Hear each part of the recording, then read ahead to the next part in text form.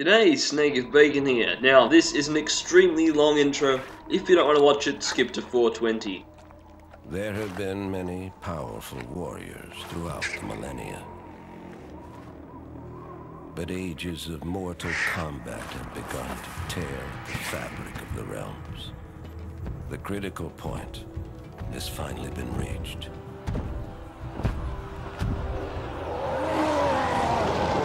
It was foreseen that combatants would one day grow too powerful and too numerous. If left unchecked, their intensifying combat would weaken and shatter the realms and bring about the apocalypse.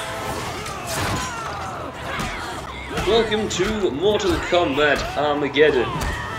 I think this was originally intended to be the final entry in the series, but then there was the reboot and I'm sure there will be more eventually. Now, this intro is pretty damn cool and there's a lot of characters to choose from, as you can see.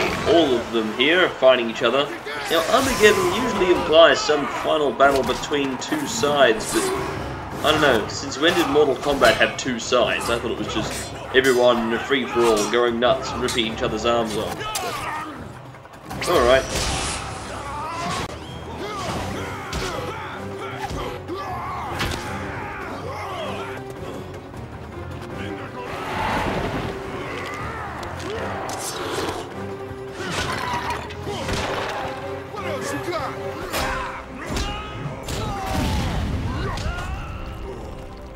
The Elder Gods demanded a safeguard be put in place to avoid total destruction. One that would make use of the combatants' insatiable bloodlust. Like moths to flame, they would be drawn to battle. And so the Elder Gods created Blaze to distract everyone from killing each other. So now they'll all run up this pyramid and kill each other to get to the top and fight Blaze, which will also spell certain death. But I don't know, everyone in Mortal Kombat's crazy.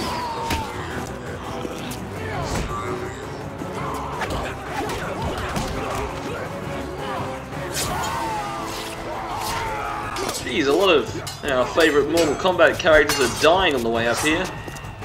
Oh well, death is not permanent in Mortal Kombat. Everyone dies all the time. It's just an everyday thing. They'll be alive, and in this game, to fight. Only one who's actually canon dead is Liu Kang. He's dead.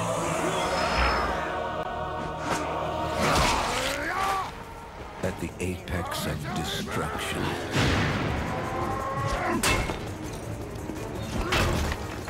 alliances will be broken.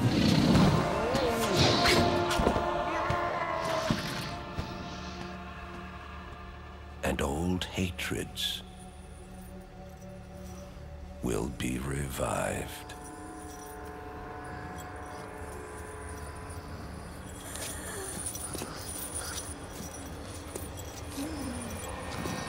Oh yeah, by the way, a couple of games ago when Liu Kang died forever, yeah, well, now he's undead.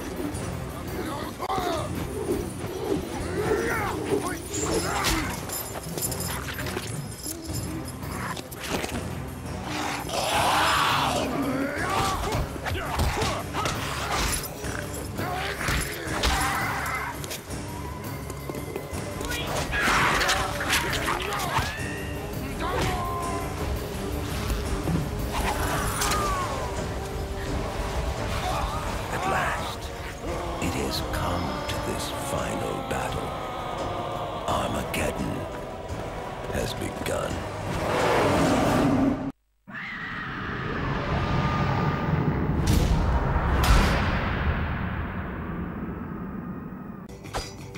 Welcome to Mortal Kombat Armageddon. It features a ton of Mortal Kombat characters, pretty much everyone ever, and you can make your own. Most of these are available from the start.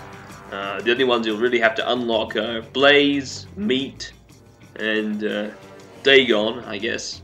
Maybe one or two more, but pretty much everyone is unlocked from the start, and you fight through the classic Mortal Kombat arcade tower, As you go, you collect coins with a K, and use those coins to buy stuff in the crypt, also with a K.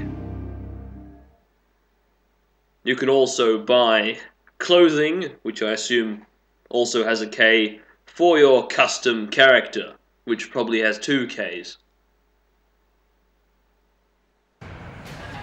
It loads relatively quickly, and there's cool environmental hazards and stuff. And it's widescreen. And it's one of very, very, very few PlayStation 2 games in the PAL region to support progressive scan. Good for it.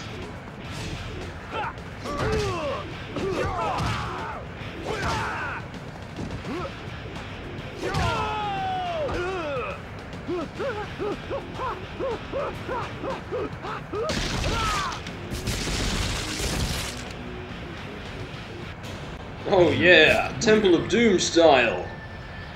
Either way, Mortal Kombat Armageddon is still much of the same Mortal Kombat that has been around for so long.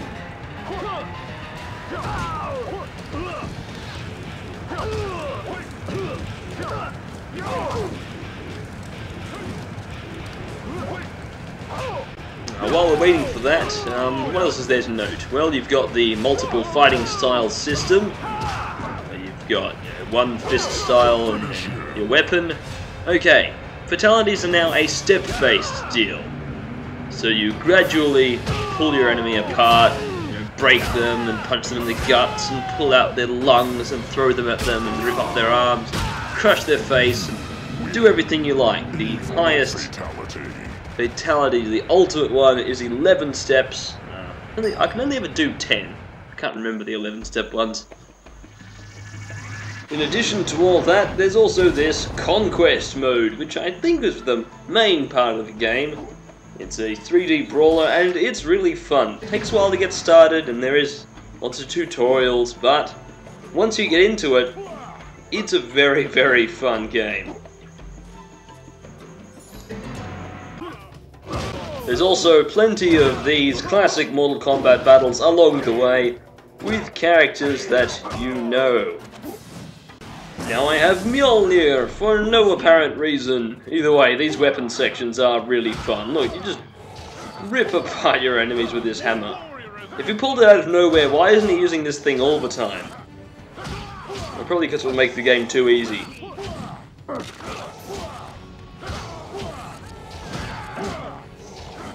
What does all this mean? Where is everyone? Doesn't seem like anyone's worshipped here in ages. Fight. The voice acting is cheesy and the battles come out of nowhere, but who cares? Yes, you'll spend most of your time ripping apart goons in this game, which is kind of like Mortal Kombat Shaolin Monks, only, well, much, much simpler and easier, that's for sure. See, these 3D modes, these 3D brawler modes in one-on-one fighting games, they can be done right. Mortal Kombat Armageddon does this very, very well. Tekken 6 does not. And this is what Tekken 6 would have been like if it was good. This 3D brawler mode is also full of gruesome death traps. Be careful.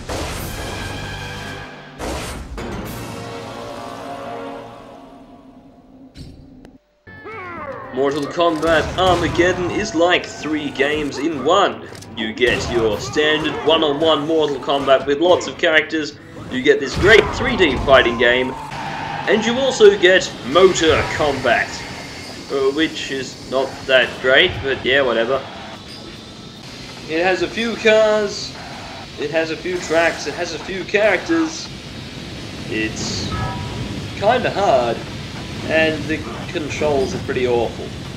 But, you know, you got it free. It was just thrown in as an extra. This isn't the main bulk of the game. So, I wouldn't complain. This is Creator Fighter mode, where you can make a character that looks like Jean-Luc Picard, or Goku, or just a typical fighting game bimbo. Whatever you want. You also can pick their moveset and yeah, that's about it.